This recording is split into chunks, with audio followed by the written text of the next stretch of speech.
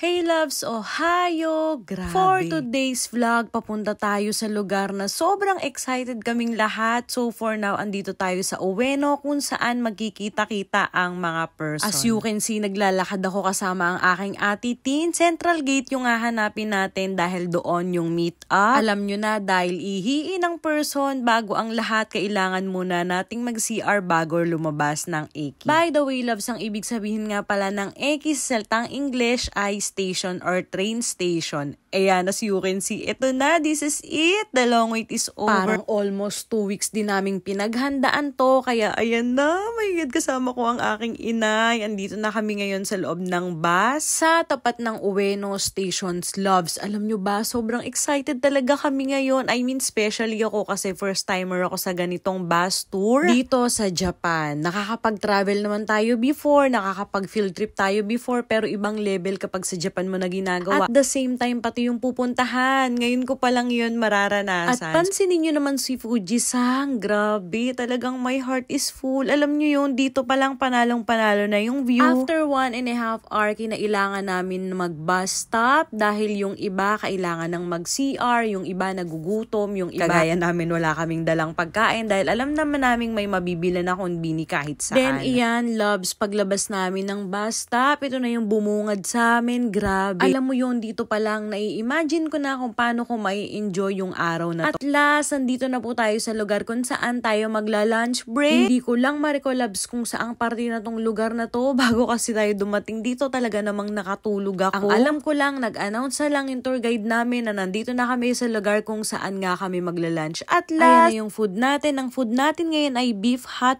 pot. Grabe.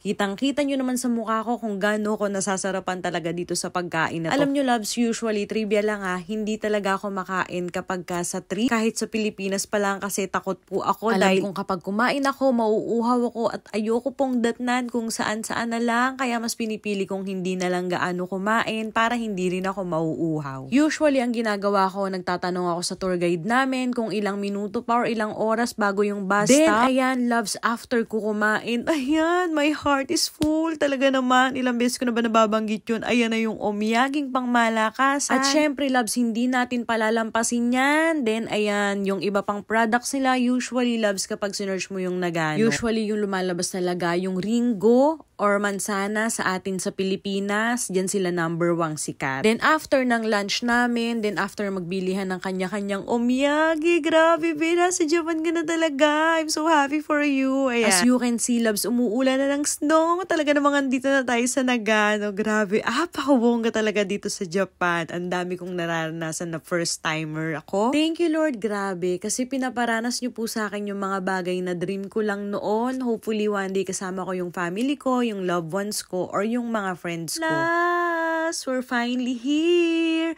Alam nyo ba, feeling ko talaga for the Yossi ang ate mo, girl. Kasi talaga namang umuuso kapag nagtutok ka. Ayan na yung pupuntahan natin sila. Cousin, ang ating long lost cousin. Hi, inay! O, diba? Paka-supportive niyan. Talaga namang ang galing mag-picture. Sabi ng tour guide namin, it will take 30 minutes para maakyat namin yung taas. Kaya talaga namang pukpukan. Kasi loves, alam nyo ba, dun pa lang sa gilid-gilid, feeling ko masasolve na tayo sa mga pictures. Kaya yung tour guide namin, gambatin kulang pa. Wala pa tayo sa kalahati. Yun ang sinasabi nila. Then, ayan, may coffee shop tayong madadaanan dito kasi alam nyo na, yellow, malamig. Kaya yung ibang coffee lover, talaga namang nag-i-stop sila doon. Then, loves, meron ding ice cream. O, diba, nakakaloka. Sa gitna ng niebe, ilalaban mo ang ice cream. At last, andito na, umakyat na kami, loves. Ito na to, totoo na to. Dito pa lang, masabi kong talagang sobrang worth it ng binyahe namin. Kung hindi ako nagkakamali, almost 4 hours yung biyahe from Ueno to Nagano. Pero kasama na dun yung lunch namin. Yung nakita nyong nag-lunch kami kanina. Kapag ka talaga ganito yung mga ganap mo sa buhay, hindi mo maaalantana yung pagod, antok, puyat, lamig. Kasi puro excitement na lang yung mananaig sa'yo. By the way, loves, Airmart Travel nga pala yung ginamit namin dito. 14,850 each. Kasama na dun, loves, yung lunch. Entrance fee sa mga pupuntahan natin. By the way, loves, nandito tayo ngayon sa Snow Monkey dito sa Nagano. Then after nito, may pupuntahan pa tayo. At last, taas. Ayan.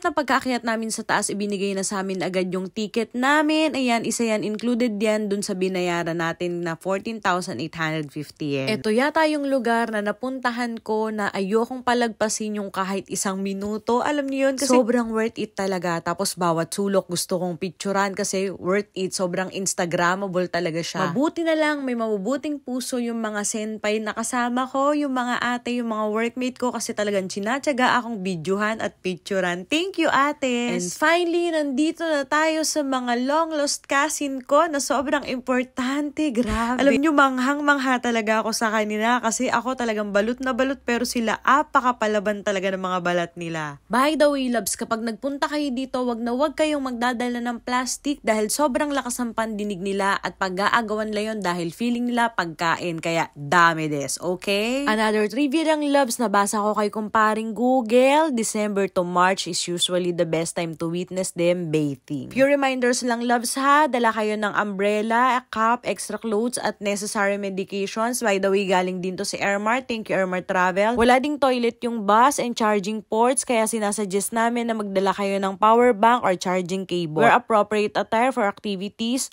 High heels are not recommended. Hindi to sponsored vlog, loves, ha. Sobrang convenient lang talaga ng Airmart Travel. Ayan, habang umaaura tayo, apakasungit ng pinsan ko na yan. Talaga namang ayaw niyan tumingin. At syempre, bago tayo maghiwa-hiwalay, kailangan natin airdrop ang pictures. Then, iyan. O, diba may pa-stamp din sila dito, kaya hindi natin palalagpasin yan. Then, sa pinakataas, loves, meron din silang souvenir shop. Matik na hindi tayo uuwi ng walang rep magnet. Mapalad tayo kasi meron talaga. Opak! O, diba ang sweet nila dyan. Love, stay tuned for the part 2. Thank you. See you. Love you. God bless!